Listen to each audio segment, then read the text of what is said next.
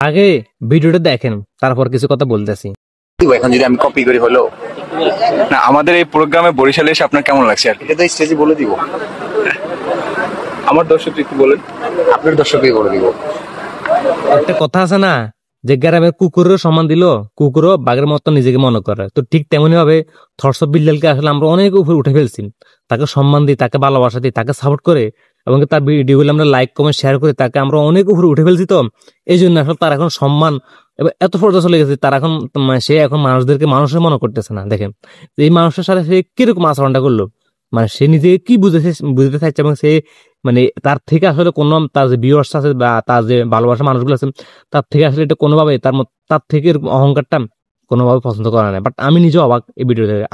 আর আরেকটা বিষয় হচ্ছে ভাই, যে ভিডিওটা করছে, আপনি ভিডিওটা না করলে পারতেন বা ভিডিওটা আপনি করে ফেলছেন, থটস অফ বিল্লাল আপনাকে যা যেরকম দামটা দেয় নাই, তো আপনি আসলে ভিডিওটাই আপলোড করাটা ঠিক হয়নি। কারণ হচ্ছে যে আসলে আপনি আরেকজনের পা চাটি, আরেকজনের তেল মাখিয়ে, আরেকজনের লেসাতে লেজ করে আপনি কখন উঠতে পারবেন না। নিজের যোগ্যতা, নিজের ক্রিয়েটিভিটি সবসময় মানুষদের সামনে উপস্থাপনা করার জন্য, মানুষদেরকে দেখানোর জন্য চেষ্টা করবেন। নিজের যে ভিতরে যে প্রতিভা আছে, প্রতিভাটা আপনার প্রতিভাটা ভিডিওর মাধ্যমে ফেসবুকে আপলোড বা সোশ্যাল মিডিয়াতে আপলোড করার মাধ্যমে আপনি নিজেকে যোগ্যতা, নিজেকে উপরে উঠাতে পারবেন। আপনি আরেকজনের পা চাটি, আরেকজনের সাথে লেজ করে আপনি আসলে কখনো নিজেকে প্রমাণ করতে পারবেন না। তো আসলে আপনি ভিডিওটা করা ঠিক হয় নাই বা ভিডিওটা তো করে ফেলছেন, আর আপনি ভিডিওটা আপলোড করাটা আসলে আমি ভালো বলে মনে করি নাই। তো যাই হোক, হ্যাঁ, থটস বিল্লাল ভাই এটা আসলে খুব অন্যায় করছে।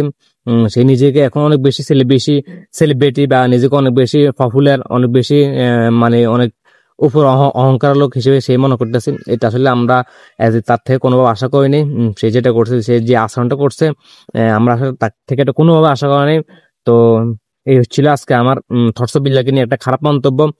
ভিডিওটি সবাই বেশি করে শেয়ার করে দিবেন। আর যারা থটস বিল্লাল ভাই, আমি আশা করি ভিডিওটা থটস বিল্লালের কাছে যায়, আপনি এসব ছোটখাটো ভুলগুলো আপনি আসলে আপনার শুধরে নেবে এবং কি আপনার ভালোবাসা মানুষদের সাথে এরকম আসলে আচরণ করাটা কোনোভাবে ঠিক হবে না।